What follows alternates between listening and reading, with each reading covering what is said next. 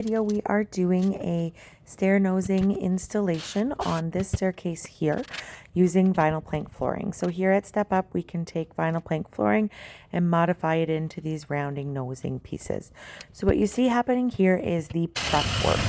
We always dry fit all of our boards before we start the actual installation process. So in most of our videos, we like to show you the installation, but today we're doing a little bit of the actual dry fitting process. The reason that we do this is because, as you can see here, our installer has to be standing on the stairs to do this. Often we're going up and down, we're going outside the property to do cutting. You can see them going there.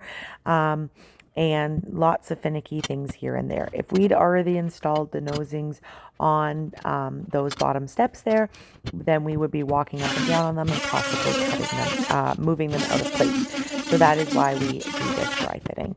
So you're seeing a few different techniques here. You saw on that first board that we had to use the jigsaw to cut out around a component there. We're now going around some established door frames here, and so what we're choosing to do is to actually cut out a little bit of the bottom. We do this by actually placing the saw on top of a vinyl plank board so that we know we're getting it to the right height. When you are installing vinyl plank flooring, you do need to take the baseboards out. However, often with these door frames, you're not going to be fully replacing those. And so these are the instances where we're going to choose to cut underneath so that you don't then have to be adding another trim around it to get it perfect. All right, so you're seeing a lot of fairly traditional practices here on how to cut and prep vinyl plank flooring. Depending on the thickness of the vinyl, you can cut it with an X-Acto knife like you saw there. Even though this is a small space, you will see us doing some variation. Instead of just running a whole bunch of boards straight across, it's not going to have that same look that it's going to be above and below.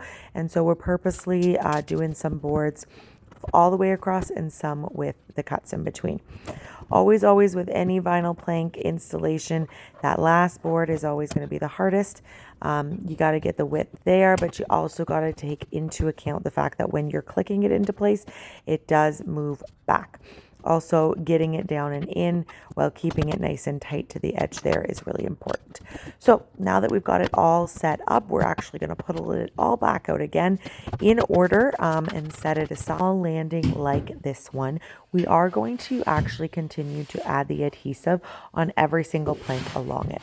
We do get a lot of comments when customers see us doing this, or people on YouTube see us doing this, and talk about the floatingness of vinyl plank flooring.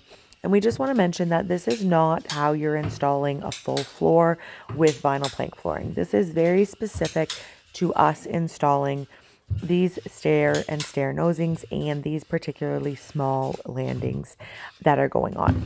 The reason that we need to add the adhesive in the small landings is because they are attached to that stair nosing there. And so that nosing needs to be in place.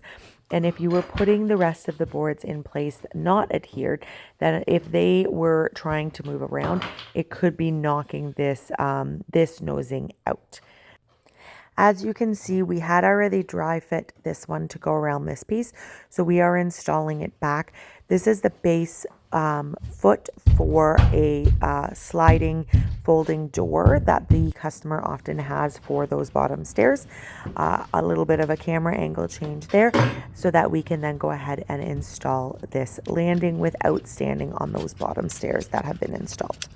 All right, so we're obviously speeding this one up so that it's a bit quicker for you to see when we're doing this installation. Those of you that are curious, this took about 20 minutes to do the install on, but that's because everything was pre-cut and ready to go. So we just got that adhesive down. You can put it on the back of the boards or you can put it on the floor underneath. This installer prefers to put it on the floor underneath just to keep things nice and easy as they are going into place.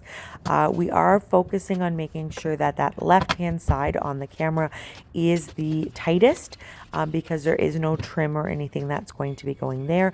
Whereas on the right-hand side, that is going to be a riser for the next staircase.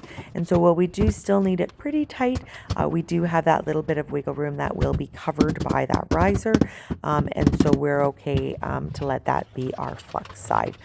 So again, getting that final adhesive into place, and we're going to be getting those final boards into place with the emphasis being on that final board. Even though we know it fits, it can always be a little bit of a wiggle to get it to actually be in, with that being with the click system, as it is meant to have that backwards pressure.